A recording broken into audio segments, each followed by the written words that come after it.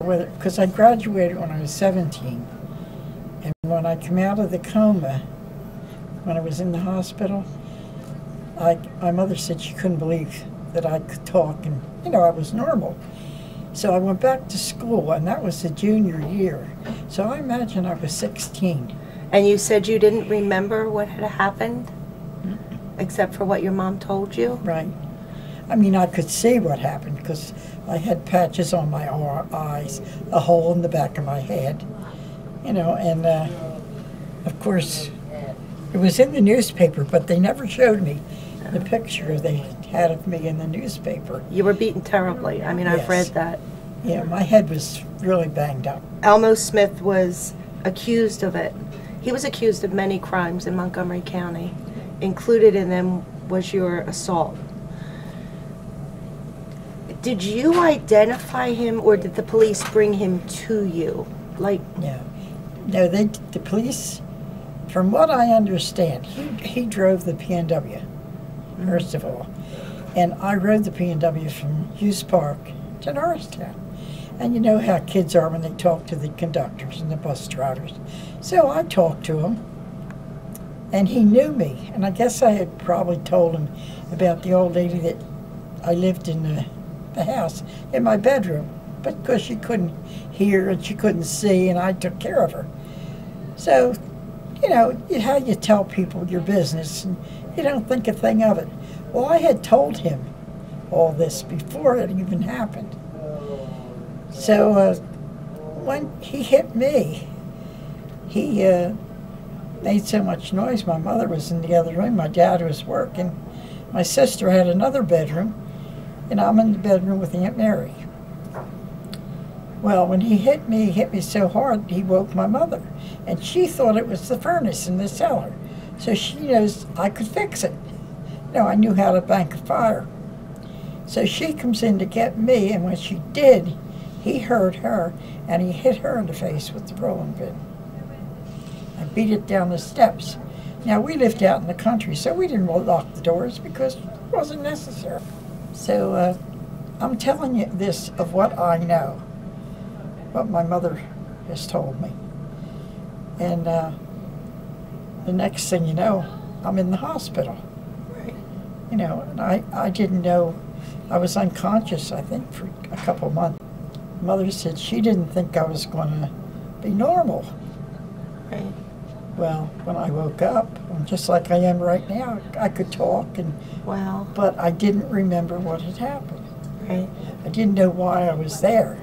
I guess the police were working on this, trying to find him. But he had gone in Norristown to try and get into his own house, from what I understand. And it was snowing, and they had the footprints. Now, what they compared them to, I don't know. Peggy, how far was his home from your home? In Norristown, it was on Cherry Street. Right. And how far is that? Is it like blocks and blocks? Oh, yeah. Or is it, yeah, it was a couple miles. Do you remember seeing him? How did your mother identify him? No, neither of us could, because when he hit me, he knocked me out. Right. When he hit Mother, I guess he knocked her out too, when he hit her in the face with the rolling pin. Right. So she couldn't see who he was. Do you truly feel it was him who did it?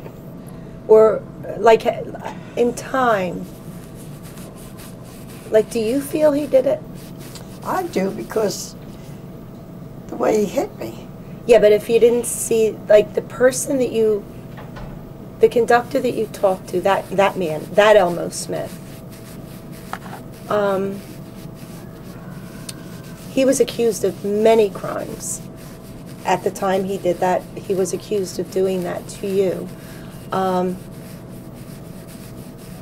He denied doing it. I don't know if you're aware of that.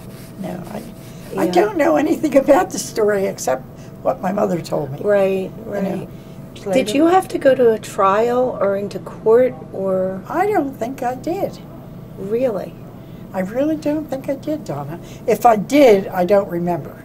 I really don't remember what happened to me. Wow. I just know that I woke up in the hospital, and I could talk.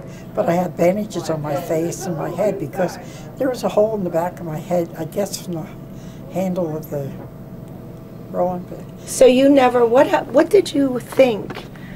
Were you aware of the Marion Mitchell murder? Well, yeah, I remembered that. Did that do anything to you, like when you heard that this girl was murdered and then that the same man who was convicted of assaulting you was the accused murderer? Like, what did you... No? Except that I felt bad about it, you know. I did feel bad that the girl was murdered. And then those things they kind of kept from me. My mother did, because I guess she thought it would upset me. Supposedly, somebody told me, his wife had a baby the day that I went to the hospital, or when I was in the hospital. Probably. Well, it should have been right before you went in the hospital. They said that he had a newborn. One of the reasons, when you were assaulted and they picked him up, he said he wanted to go back home because he had a newborn baby and his wife didn't know where he was because they just came and took him out of the house.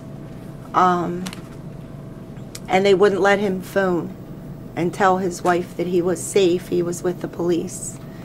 And then they took him to Montgomery County Hospital, or Norristown State Hospital, and they administered sodium pentothal, which was called truth serum. Well, what had he done to the other people? To the other people in Norristown? Supposedly he was a peeping Tom and a flasher. Yours was the only truly violent. Whoever did that to you, if it was or was not him, that was the only violent crime he was accused of committing. It was, I almost wish your mom was alive to see if she could identify his face.